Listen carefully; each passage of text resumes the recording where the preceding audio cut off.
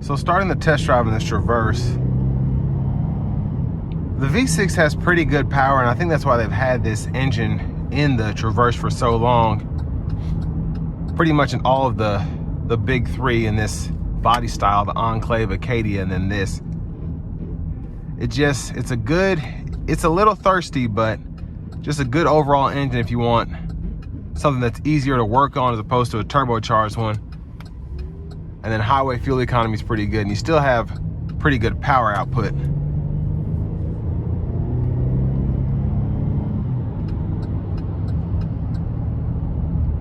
And even though it is a V6, even when I put my foot down, it's a nice sound that comes from the engine bay. Not overly whiny or extremely intrusive on the cabin. But I want to see how it shifts. We're going to put it in the low gear.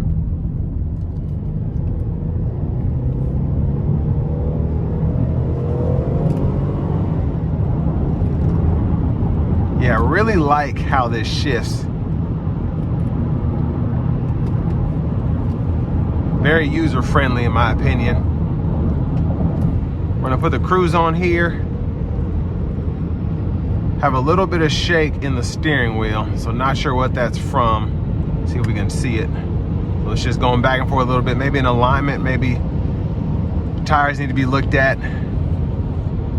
But the ride quality itself is superb for this kind of vehicle, especially in this price range. And I'll leave a link below in the description just so y'all can check out how much this costs, and I'll try to remember to leave a price as well as of the date the video is posted.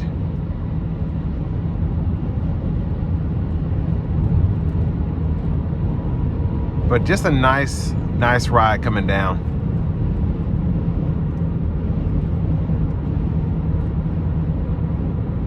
Then you have your fuel economy meter here. So as I start to brake, it'll go towards that max.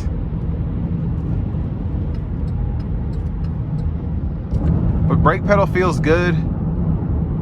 Not overly touchy, but it does give you that initial bite when you first put your foot down just a tad, which I like.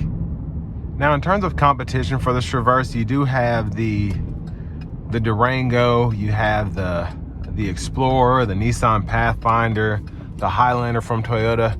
Having that 3-row SUV market, it's just really changed the game for people that don't want a minivan but want similar utility, I guess, to a minivan, or even a bigger SUV, but they don't want to drive around a Suburban or a Sequoia or something bigger. So around this time, and even today still, there are a lot of 3-row competitors that use 4-cylinder turbos, V6s. And this was one of those options that tended to be a little cheaper than the competition, just because you didn't have much that you could change about them other than the interior. It wasn't like you could get a V8 as opposed to a V6 like you could in some competitors. And even the LTZ trims of the Traverses, those were still not as expensive as, let's say, a loaded out Enclave or a loaded out Durango with a V8. So it was one of those options where if you want something that's just, it gets you from A to B and it looks somewhat nice, has all the amenities that you could expect. In 2016, this was a good option. I liked having the upgraded navigation system because that usually meant you had the Bluetooth audio, and that's a big thing for me particularly.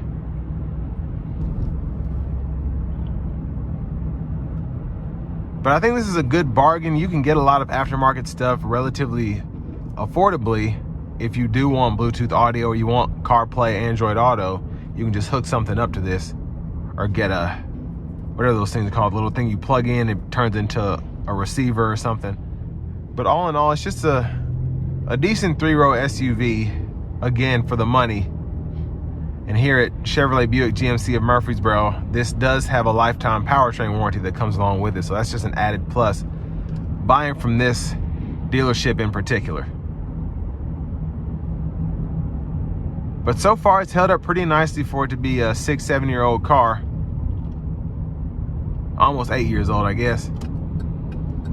But this will bring me to the end of my review of this 2016 Chevrolet Traverse in the LT trim level.